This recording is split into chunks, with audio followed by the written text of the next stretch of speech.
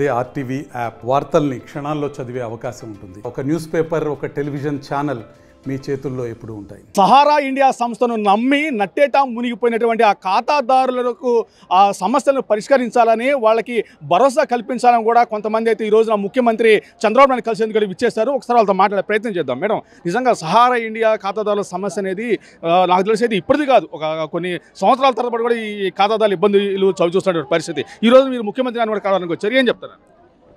First of all RTV వారికి నేను హృదయపూర్వకంగా ధన్యవాదాలు తెలియజేసుకుంటున్నానండి. ఎందుకంటే దేశవ్యాప్తంగా నేషనల్ మీడియా కూడా మౌనంగా ఉందండి. ఎందుకు మౌనంగా ఉందో మాకు తెలియట్లేదు. మేము ఈరోజు ముఖ్యంగా చంద్రబాబు నాయుడు గారిని కలవడానికి ఒకే ఒక్క కారణం అండి. ఎందుకంటే గత 15 సంవత్సరాలుగా సహారా ఇండియా అనే సంస్థ 86 లక్షల కోట్ల రూపాయలను దోపిడీ చేసిందండి. 86 లక్షల కోట్ల రూపాయలండి, అంటే ఒక దేశ బడ్జెట్. ఆ బడ్జెట్ని దోపిడీ చేసి వాళ్ళు ఈ దేశాన్ని వదిలిపెట్టి యూరప్ పారిపోవడం జరిగింది, సహారా పరివారం మొత్తం. తర్వాత ఆయన ఎవరైతే ఉన్నారో సహారా చైర్మన్, ఆయన కూడా పలుసార్లు ఈ దేశాన్ని విడిచి పారిపోవాలని ప్రయత్నించినప్పుడు ఆయన పాస్పోర్ట్ సీజ్ చేయడం జరిగింది. ఇటీవల కాలంలో నవంబర్ 14న ఆయన చనిపోవడం కూడా జరిగింది. ఆయన తదనంతరం ఎవరిని కూడా ఇక్కడ మళ్ళీ తిరిగి చైర్మన్గా ప్రకటించడం కానీ ఏమీ చేయలేదు.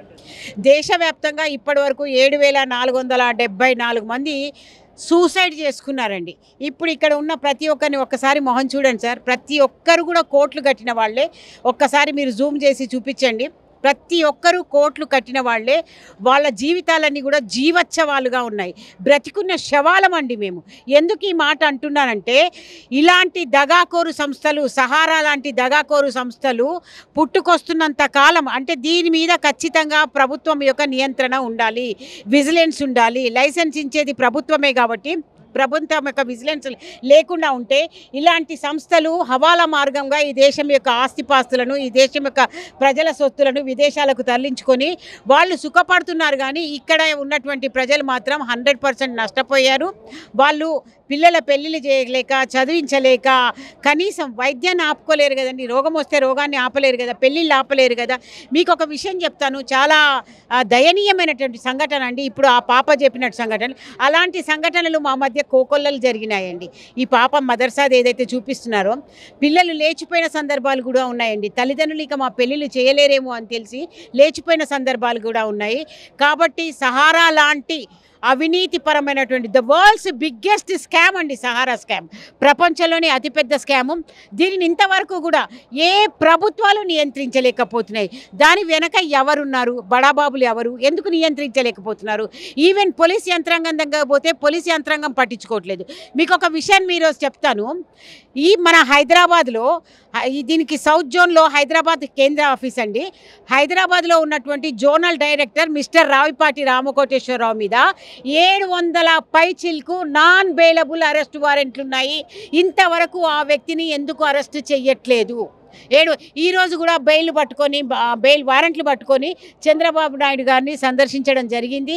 కనీసం ఎందుకంటే చంద్రబాబు నాయుడు గారినే పర్టికులర్గా ఈరోజు మేము ఎందుకు సందర్శిస్తున్నామంటే, భారతదేశంలో ఒక చారిత్రాత్మకమైనటువంటి ఘట్టాన్ని మనము చూపించాము ప్రపంచానికి కూడా.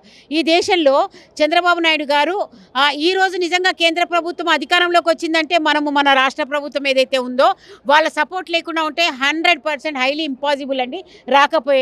కాబట్టి బాబు గారు కేంద్రంలో ఒక కీలక పాత్ర పోషిస్తారు, మాకు న్యాయం జరుగుతారు. ఎందుకంటే 24,000 కోట్ల రూపాయలు మా డబ్బు కేంద్ర ప్రభుత్వం ఆధీనంలో ఉంది.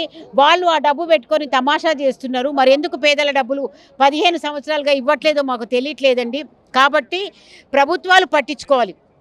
ముఖ్యంగా బాబు గారికి వినతి పత్రం ఎందుకు ఇచ్చినామంటే, బాబు గారిని ఎందుకు కలిసినామంటే, కేవలం చంద్రబాబు నాయుడు గారు మాత్రమే ఈరోజు కేంద్రంలో కీలక పాత్ర వహిస్తారు. ఏమంటారంటే ఒక మైలురాయిగా మారుతుంది అని మా సమస్య నేను అనుకుంటున్నాము. ఆ ఉద్దేశంతో ఇక మాకు ఎక్కడ వేరే ఆల్టర్నేట్ సోర్స్ లేదండి. లేదా మేమేమంటున్నామంటే, కారుణ్య మరణాన్ని మాకు ప్రసాదించండి, మాకు న్యాయం చేస్తారా చేయండి, లేదా మాకు కారుణ్య మరణాన్ని ప్రసాదించండి. అంతకు మించి మాకు వేరే ఆల్టర్నేట్ సోర్స్ సోర్స్ లేదు. కాబట్టి మేము బాబు గారిని విన్నవించుకున్నాము, అయ్యా మాకు న్యాయం చేయండి, మా బాధితుల పక్షాన్ని నిలబడండి అని. నేను బాబు గారితో ఒక మాట చెప్పాను, అయ్యా మాకు న్యాయం చేసినట్లయితే నా తల మీద మీ చేతిని పెట్టి దీవించండి అన్నప్పుడు ఆయన తల మీద పెట్టారు. డెఫినెట్గా మాకు ఒక మంచి జరుగుతుందనే ఆశతో మేము ఉన్నామండి. ఖచ్చితంగా మేము ఆ ఆశతోటే వచ్చాము. ఒక కొలిక్కి వస్తుందని కూడా మేము ఆశిస్తున్నాము. గౌరవ కేంద్ర మంత్రి అమిత్ షా గారు కిందటి ఏడాది జూలై 18న పోర్టల్ పెట్టి దాని ద్వారా పేమెంట్ ఇస్తామన్నారు. ఆ పోర్టల్ ద్వారా ఎటువంటి పేమెంట్లు సరిగా జరగటం లేదు కాబట్టి ఆ పోర్టల్ రద్దు చేసి జాతీయ బ్యాంకుల ద్వారా పూర్తి స్థాయి చెల్లింపులు చేయాలని అమిత్ షా గారికి చంద్రబాబు నాయుడు గారి ద్వారా కోరుతున్నాం.